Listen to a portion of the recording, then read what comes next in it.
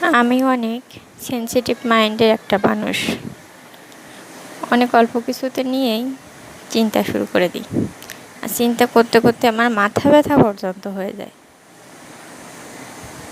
খুব ঘন কথা বলি, অল্পতেই রেগে যাই। এমন অনেক বদ অভ্যাস, বদ গুণ আমার ভিতরে আছে। কিন্তু আমার হাজব্যান্ড ধীর স্থির শান্ত মাথায় একটা মানুষ।